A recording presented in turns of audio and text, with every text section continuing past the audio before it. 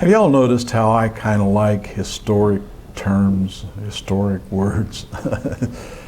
Fealty is not a word that we use all the time, but it's a very important word. Fealty. It's a promise. It's an oath of loyalty or an oath of allegiance. Kind of like our pledge of allegiance to the flag of the United States of America. It's kind of interesting that Randy felt compelled to sing all of these songs about America, because that's what most of us think when we think of patriotism. Patriotism to our country. But what is our country? I mean, I'm an American, and I am proud to be an American. I held that high when I was overseas. I really think that it's a special place. This is the only nation in the history of mankind that has been created especially to serve God. Did you know that in every one of the original colonies, you could not serve as a mayor or a representative or hold any kind of office unless you swore allegiance to the God of heaven? That's amazing. They talk about a separation of church and state. There's a myth about that needs to be explained. But I want us to take a look at this word fealty, and I want us to think about how it applies to us as individuals in the kingdom of God and as Americans.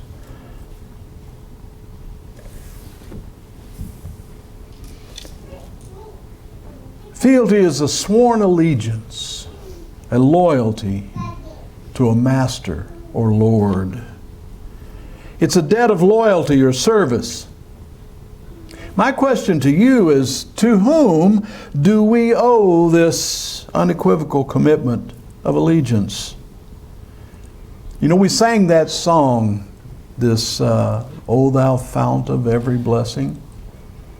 And in there, in the second verse, there's a line that says, "Here I raise my Ebenezer."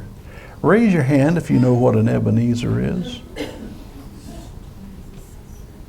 Come on, raise them up so I can say, I want to know how many people know. You know, I must have sang that for 40 years before I knew what an Ebenezer was. You know what I thought it was originally? I kind of thought that this was something that the Knights of the Round Table would raise up their chalice. How wrong can you be? It's a stone. This is what Joshua raised up there as a reminder to these people about their promise, about what God had done for them, about the risks for disobeying God. All of these things were to be remembered in this great stone that was lifted up, and as a reminder, it's a stone of help or a stone of remembrance. It's a monument is what it is. So here I raise my Ebenezer. Well, Joshua, let's read about that in this passage that we just talked about. I'm not going to read the whole thing again, but there are certain aspects of this that I want to talk about. Where Joshua says, "Now therefore fear the Lord." You have things that you fear. We do things sometimes out of fear. We do things, we become less than faithful because of fear. If we could understand who it was to fear. Paul says about the rulers of the age, he says, I know that the rulers of this age did not understand, because if they had understood, they would not have crucified the Lord of glory. Pilate was a man that understood. He understood about power.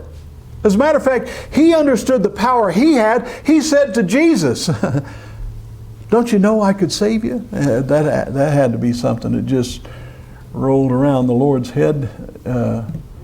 Man, don't you know I could save you? He understood the concept of power. He feared, though, those people. He feared Caesar. There were a lot of things that he feared, but he didn't fear God. He did not fear the one who was before him, who he should have had fear for. Fear the Lord and serve him in sincerity and truth, and put away the gods which your fathers served beyond the river and in Egypt, and serve the Lord. Did you realize that this is talking about Abraham? This is talking about Abraham when he was in Ur. Because Abraham and Terah and Nahor and Haran, all of them served and worshiped pagan gods. There was something about Abraham, though, that God saw, that he chose him to move him and show him who really was God. And then they went to Egypt. And there were gods there that the people served. Do you know they had a God that was an act? I marvel at what we have the ability to fall down and worship. The Egyptians worshipped a beetle which any Egyptian child with sandals could step on and crush. How do you worship something you can step on and crush? But they did. So Joshua is saying, you can choose to serve them if you want to. You can do that. And he says, if it's disagreeable in your sight to serve the Lord, then choose for yourselves today whom you will serve, whether the gods which your fathers served, which were beyond the river, or the gods of the Amorites, in whose land you are now living. But as for me and my house, we will serve the Lord. He took his oath of fealty, his pledge of fealty here. And he's telling the people, I don't care what you do. Well, that's not true. He did care. But it doesn't matter what you do. Me and my house, we're going to serve the Lord. That's the part that you favored, isn't it, Gary? That statement right there. And the people answered. Joshua's put them on the spot here.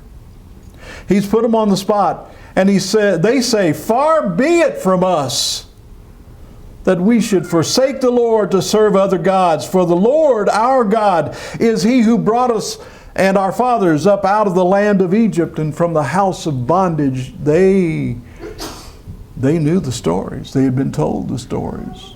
You know, they didn't have a Bible yet.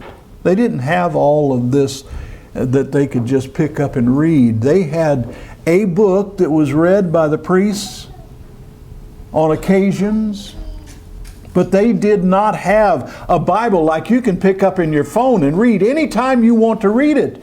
They didn't have Google where you could say, where was it that God said, and it'll tell you.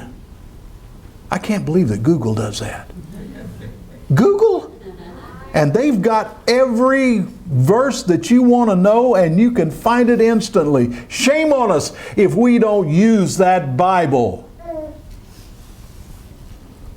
Joshua is on these people, and he's talking to them because they were given the name through their father Jacob.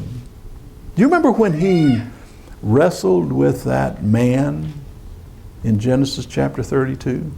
It says he wrestled with this man. About sunset, he started wrestling with a man. And it says he wrestled with him until daybreak. And this man said, I'm going to change your name.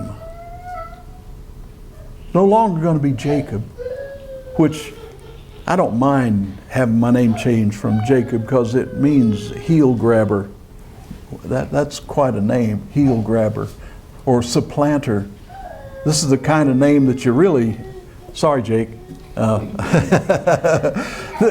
This is the kind of name that he might want to have changed because it wasn't a compliment when it was given then. We don't usually name people because it's a compliment or because of the meaning of the name. That sounds good. We'll name this person that.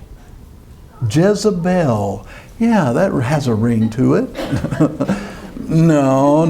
There are a few names we know the meaning of and we're not going to do, like Nabal. Fool. No, I'm not going to name my son Nabal. Not going to name my daughter Jezebel. But we tend to use sounds and rhymes for our names rather than the meanings of these names. But when you look at what happened here, it says,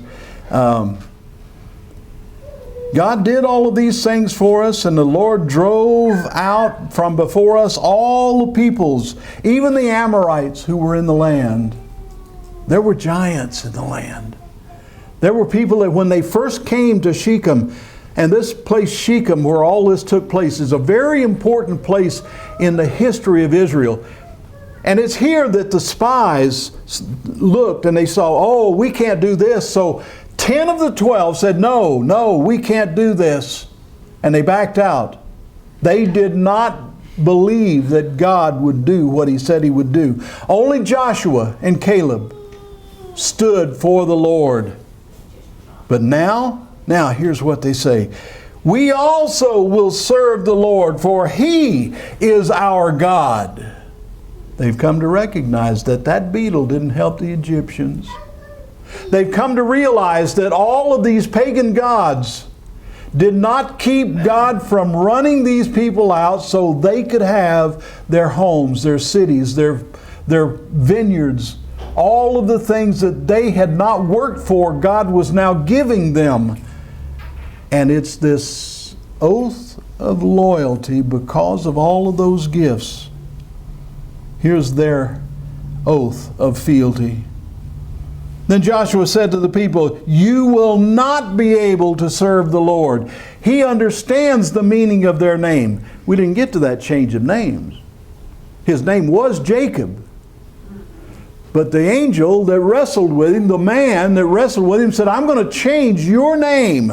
It's no longer going to be Jacob. Now it's going to be Israel. Whenever you see L on the end of a name or the beginning of a name, what does it mean? He's got something to do with God. What it actually meant was struggled or wrestled with God. The angel didn't wrestle with Jacob to give him a name that was about him. He wrestled with him to give him a name that represented what these people were going to do for their entire existence. They were going to struggle, pull at the reins. We talked this morning about what it means to be gentle. Just the touch of the reins on the neck causes this mighty horse to go one way or the other. But they struggled. They pulled at the bit. They were always struggling against God. And that's what this is all about. And Joshua says, you're not going to follow God. So what you're saying right now is going to be a witness against you. And I'm going to raise up this stone that is going to mark the spot, and the stone hears the words. That's kind of interesting, isn't it? That the sound is recorded in the stone. I'm not sure how literally we can take that, but there are some theories. There are some scientific theories that waves are recorded in every piece of mass on the earth. I do know one thing.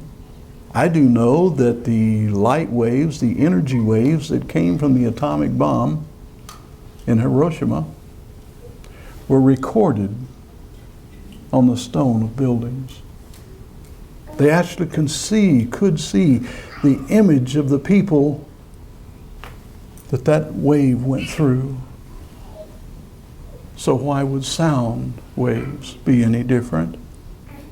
Joshua says it is recorded. it hears what you said.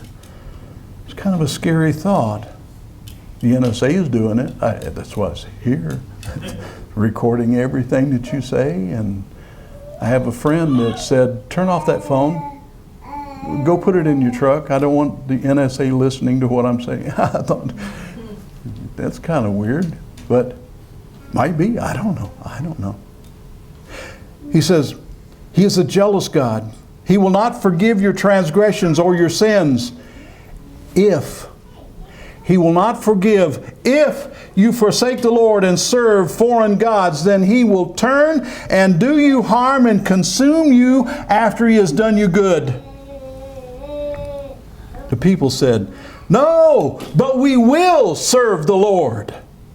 And Joshua said to the people, you're witnesses against yourselves that you have chosen for yourselves the Lord to serve Him. And they said, we are witnesses. They're willing to do it right now.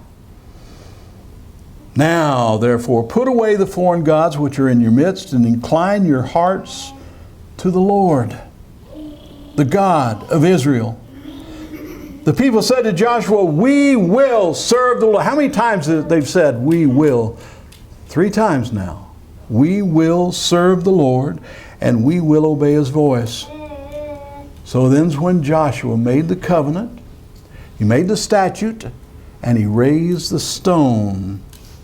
So, I want to go on down here and I want to look at something else.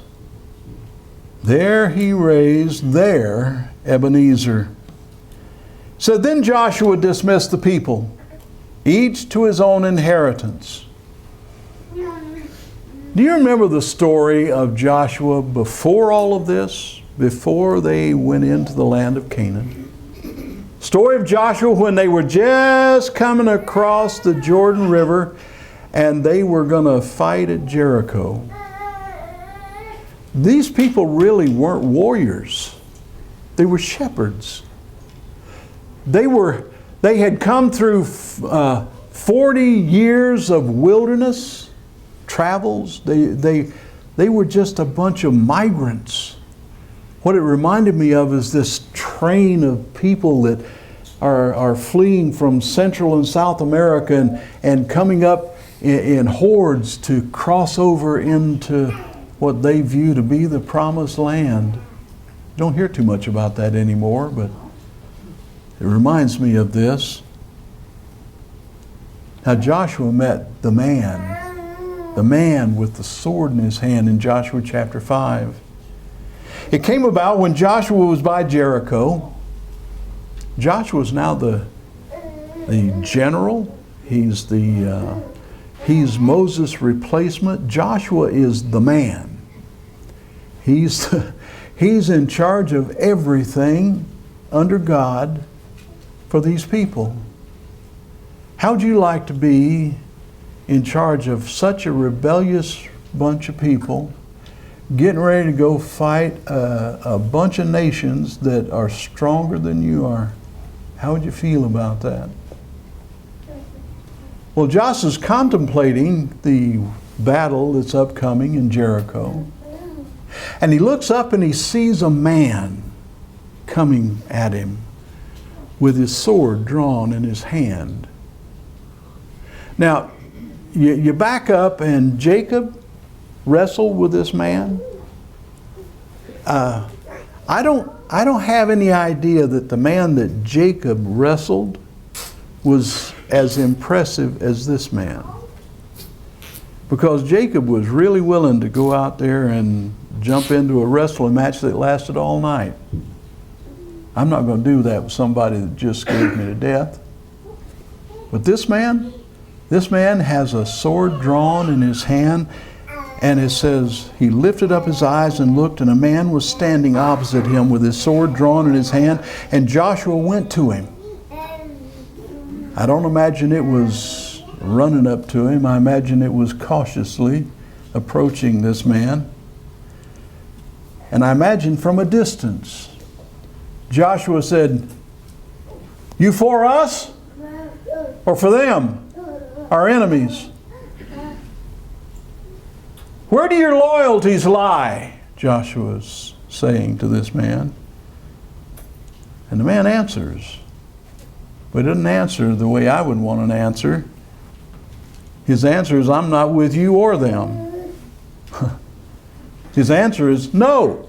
That wasn't a yes or no question there, mister. Are you for us or for them? No.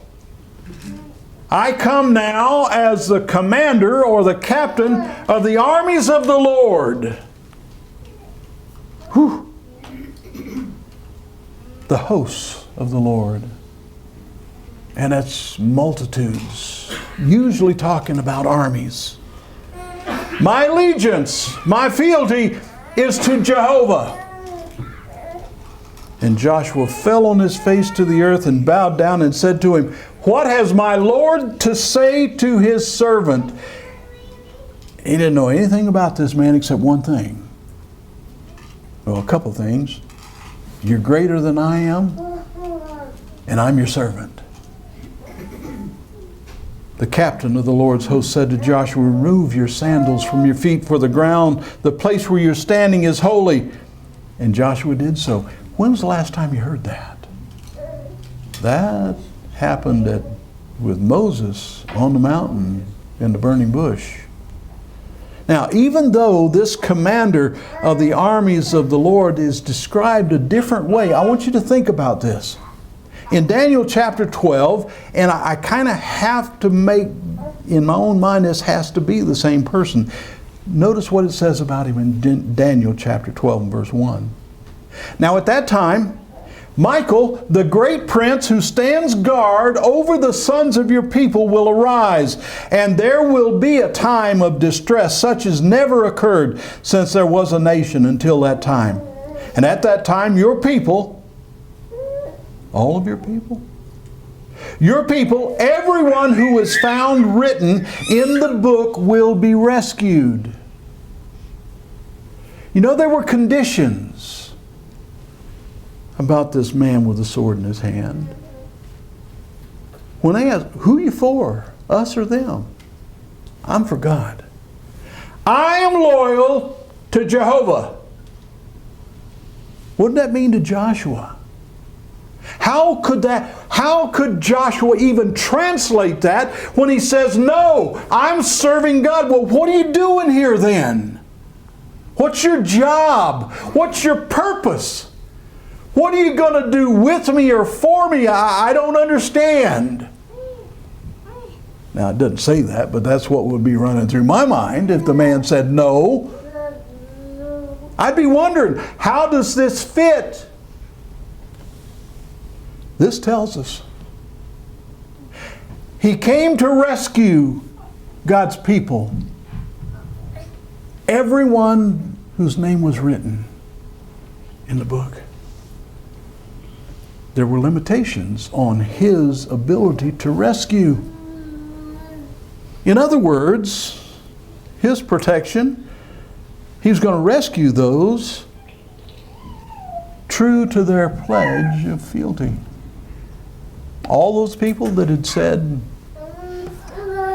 we will serve the Lord. And then the entire nation. You know, it wasn't but just a few years, a couple hundred, that all of the people in the 10 northern tribes went away into pagan religion. Jeroboam built them a golden calf and they started worshiping a totally different system of religion. And they followed along. They forgot this pledge that they had made, this pledge of loyalty to God. They just forgot it. And because of that, the very person who was given by God to protect them also had limitations on who he could help. He's going to help those who hold that pledge true. Do you ever wonder why sometimes our prayers don't get answered the way we ask? Maybe it's because we've lost that sense of loyalty. Maybe it's because we're not living the way we're supposed to live. Maybe it's because we have fear of people that we should not be afraid of. Maybe we should read more about people like Shadrach, Meshach, and Abednego that viewed the very worst thing that the king thought he could do to them as a rescue from his hands. Maybe we should understand that all things work together for good to those who love the Lord and will follow their pledge of loyalty. You know, we have that sense in other things. Should we be loyal to one another? Well, sure, absolutely. Well, what about things like in Isaiah chapter 63? I want to look at a specific case here, and I want us to think about it. In Isaiah 63 and verse 7, it says, the Lord loved them, the Lord cared about them, the Lord wanted to help them, and they were in bondage in Egypt. And he says, the angel of his presence saved them. He sent someone to bring them out of that bondage. But in verse 10, it says, but they rebelled and grieved his Holy Spirit. Therefore, he turned himself to become their enemy. Remember what the man with the sword in his hand said? I'm not for you. I'm not for them. I'm for God. Even though he was designated by God as their protector, he could only protect them when their loyalty was with who they promised it to be. So when they rebelled, it says, it grieved the Spirit that he sent. And he says, therefore he turned himself to become their enemy, and he fought against them. And that he did, I'm telling you folks. Are you familiar with the story of AI? How big is Spokane? How many people are in Spokane? 1 million? Is there 1 million people in Spokane? I mean the greater area? There's a lot of people there though, right? Yeah. How many people are in Ponderay or Kootenai? How many people are in Kootenai? 52? I don't know how many people are in Kootenai, but it's not many. Not many. What would you say if Spokane came to battle against Kootenai and Kootenai just whipped the tar out of them? Something's wrong here. Something's out of balance. Something ain't right. God was with them at Jericho. They didn't even have to lift a finger hardly. All they had to do was trust God, do what he said to do. March around the city, blow the trumpets, and do whatever it was he said to do. The walls fell down and everything was good until somebody broke their oath of fealty. Did what they weren't supposed to do. Hid it.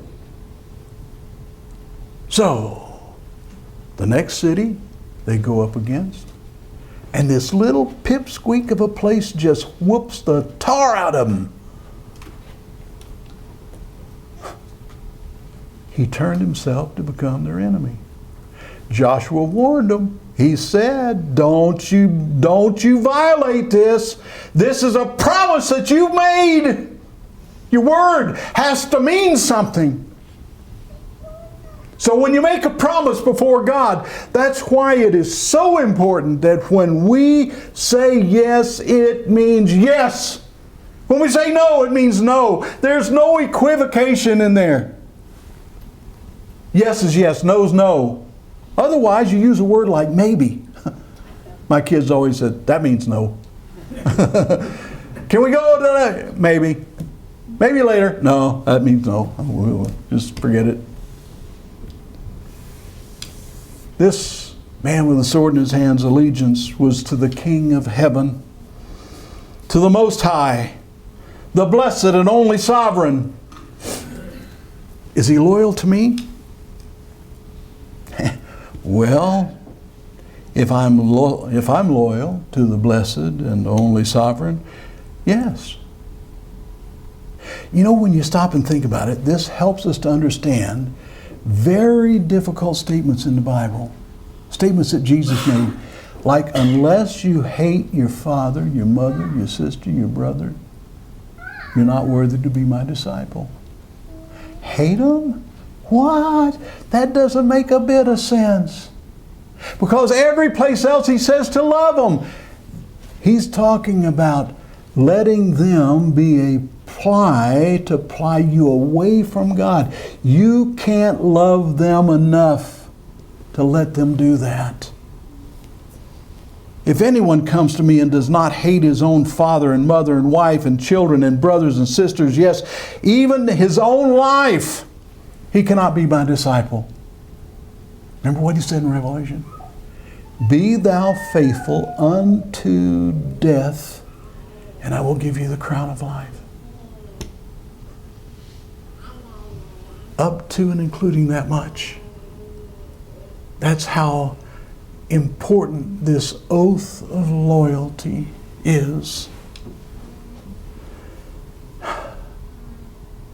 He who has an ear, let him hear. This is what I want us to get from this lesson. No relationship on this earth is more important. No relationship. Your best friend is no longer your friend if he's pulling you away from God.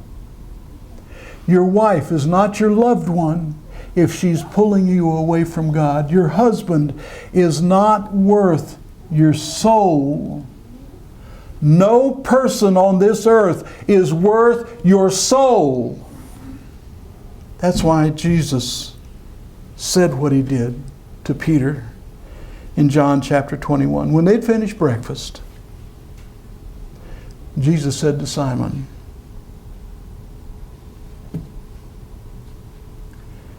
Simon, do you love me? Simon, son of John, do you love me? Simon Bar-Jonah. We usually hear it that way. Simon Bar-Jonah, son of John, do you love me more than these? We all have our favorites. I tell you what, I love my children. I love my grandchildren. But I'm not going to hide their sins or treat them differently than anyone else, because it not only affects their soul, it affects mine. I'm going to be true to the judge, the only judge. My loyalty to you ends where your loyalty to the King ends. That sounds harsh, but that's exactly what Jesus is asking Peter. Do you love me more than these? You would think that this would be the end of that for Peter, but years later, the Apostle Paul has to take Peter and rebuke him, condemn him in the face of everyone, because he let his fear of people and his love for his brethren cause him to do things that were hypocritical. He forgot his loyalty to God. He should have remembered what Jesus asked him. Do you love me more than, he could have said, do you love me more than you fear these? Because he was afraid of those who came from Jerusalem. There are so many factors why Paul said, do not be unequally yoked with unbelievers. Don't get tied up with people who are going to be able to ply you away from God, because your soul depends on your loyalty to God. That's my lesson for today. I hope that you will think about the things that we have looked at. Understand that our pledge of loyalty is a never-ending pledge from the time that we make that pledge until the day we die. We are beholden to it. If you're subject to the gospel call this morning, make your life right. Come to the Lord today as we stand and sing the song that Randy's got.